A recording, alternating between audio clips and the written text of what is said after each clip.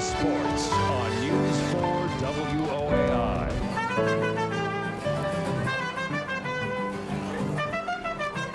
Let the Alamo Bowl hype begin. Nebraska makes their way to San Antonio. More on that, but first. The San Antonio Spurs have won their third NBA World Championship. It's game night at the SBC Center, and the Spurs are ready for a good test tonight thanks to the visiting Toronto Raptors. Spurs fans, we've seen this before. The Spurs, with one of the best marks in the league, taking on the worst. But don't be fooled, the Raptors are on a two-game winning streak after spanking the Rockets 94-81 Wednesday in Houston. And the schedule makers have made things hard on the guys. 9 games in 15 days. Spurs can't overlook their opponent tonight. I think they're a pretty good team. They're just struggling at the beginning of the season, and I think they can do a lot better. And so just have to be careful, match their energy, and just play our game, basically. Spurs and Raptors tip things off at 7:30 at the SBC Center. Catch the game on Spurs Radio 1200 WOAI.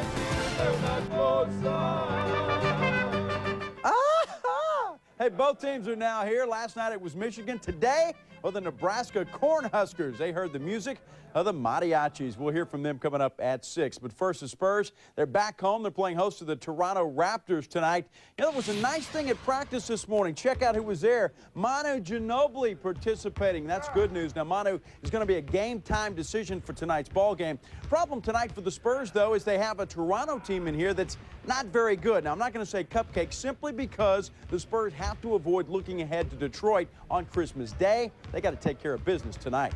I think we need to focus on the Raptors because we lost against a lot of bad teams. We lost against the Hawks, against New Orleans, teams we should have won. And so I think we need to focus on the Raptors, and we'll talk about Detroit after. Our problem is us. Our problem is not who we're playing. I mean, we respect Toronto, but I mean, we've already shown it doesn't matter whether we're playing home or away. It doesn't matter whether we're playing, you know, one of the best teams in the league or a team with a poor record. We can lose any night. Yeah, that's right. We found that out. But it's a difficult game for them tonight because Toronto's not very good. And welcome back to the Sonic America's Drive-In Halftime Report on FSN. The Raptors hanging in there against the San Antonio Spurs. Just a moment ago, big celebration. 2 authentic Spurs championship rings handed out. It was part of the ring raffle presented by HEB that benefited the Spurs Foundation. Folks, those are the real deal, the real ring that they handed the players. All those diamonds, $101,000 raised for the Spurs Foundation during the process. 2 winners, Jeanine Johnson and Gil Hine, were the lucky winners. We have Jeanine Johnson right here. Jeanine, I understand you win the ring on 1 raffle ticket. Is that right? That's correct. 1 raffle ticket. You just did it at HEB on a whim, I guess. I did it. I had been thinking about doing it, and it was close to the deadline. I said, I better do it because the deadline's coming, and then you have to mail it in. So I filled it out and I said, you better mail it or throw it away because the deadline's tomorrow, and that was it. Wow, what a great ring, what a great Christmas present. Bring in Corey Basso from HEB. And Corey, this is a great program, $101,000 to the Spurs Foundation. Talk about your role in it. Yeah, we're just very proud to be a part of the Spurs Foundation, working with them. This is one promotion we did. We raised $100,000, thanks to you, to build basketball courts in inner cities throughout the San Antonio community. So we're doing this. We're also doing the wristband promotion. We raised over $250,000. That's all going back to the community as well. We work with the Tim Duncan Foundation, Bruce Bowen, through the Get Fit with Bruce and Buddy. So we have a great partnership with the Spurs. So we're just happy to be here. Corey, great job. Jeanine, you officially have the Bling Bling.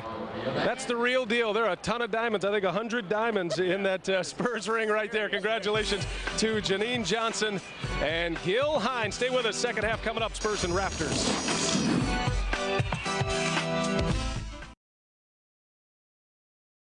Studios, happy holidays. John Radigan flying solo tonight on your Busch Light Southwest Sports Report, and during the next half hour or so, I will deliver like Santa. I've got a bag full, not of toys, but of post-game interviews and analysis coming your way from the FSN studios. Also ahead, we talk Rose Bowl tickets, and we've got the highlights from the first of 4 bowl games to be played in the state of Texas. But we start by going back out to the SBC Center, and it's the holidays, and the Spurs have been a real Grinch at home this season. 11-1 is San Antonio on the home court. First half, the Spurs in the spirit of giving, though. Robert Horry with the present to Rasho Nesterovic. That's a dunk. Then Tim Duncan, well, he stuffs the stocking. Nice pass from Horry and the San Antonio Spurs are up by 9. Matt Bonner was Rudolph the red-headed reindeer for the Raptors tonight. He hits the 3 plus the foul. That's a 4-point play for Bonner.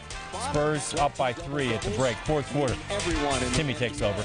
Check out the little baseline scoop. San Antonio is up by 10, and then Rasho tells Mike James, "You've been naughty. Get that out of here." Spurs going the other way. Bruce Bowen. Oh, yeah, Bruce Bowen is going to hit a 3 if he's going to shoot it. He does. San Antonio up by 11.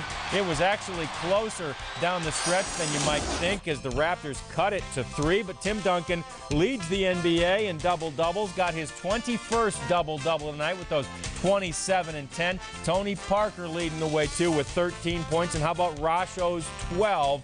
Chris Bosh showed some amazing moves. He's a wonderfully athletic young player, but the Raptors' 2-game winning streak is over. The Spurs have owned the Raptors of late, and they win it tonight, 95-90. They improve to 21-6 on the season. Let us take you back out now to the SBC Center, where our guys are standing by. Andrew Monaco, Sean Elliott, to wrap this one up for us, guys.